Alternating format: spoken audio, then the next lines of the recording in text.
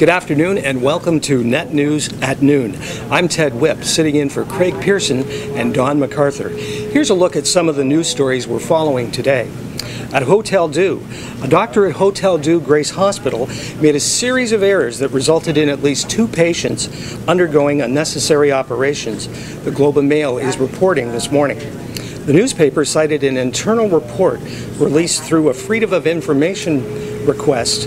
The report stated that Dr. Olive Williams' diagnostic errors were partly due to cataracts that blurred her vision. All right, that's all. The hospital caught 4 of the errors before any harm was done, but an incorrect cancer diagnosis resulted in a 5th patient enduring an unnecessary colostomy, the newspaper reported.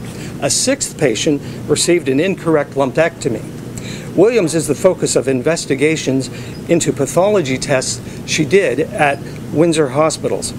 The Globe and Mail reported investigators appointed by the Ontario Health Minister, Deb Matthews, are expected to release findings this week.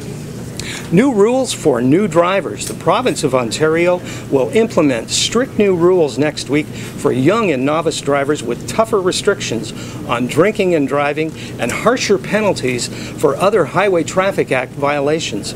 Starting August 1st, all drivers 21 years old and under must have a blood alcohol level of 0 when they get behind the wheel.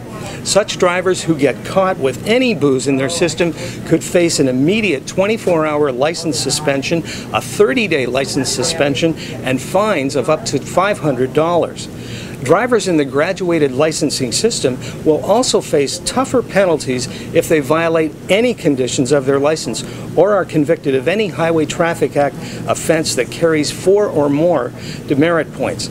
These penalties will include a 30-day license suspension the first time, a 90-day license suspension the second time. Further violations can lead to the driver's license being canceled along with other penalties.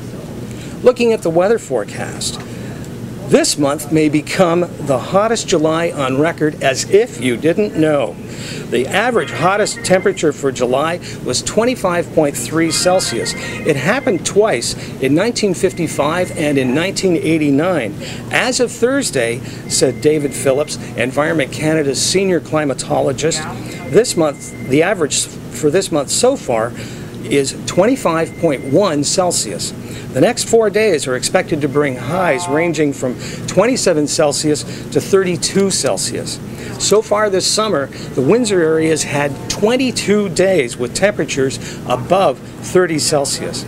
In sports news, the Stanley Cup champion Chicago Blackhawks are expected to announce today they've signed former Windsor Spitfires forward Brian Bickle to a 3-year contract worth $1.65 million. It's a one-way deal which will pay Bickle $500,000 for the 2011 season, followed by $525,000 and $600,000 over the next 2 years. We'll have more on this story and other late-breaking news as it happens on WindsorStar.com.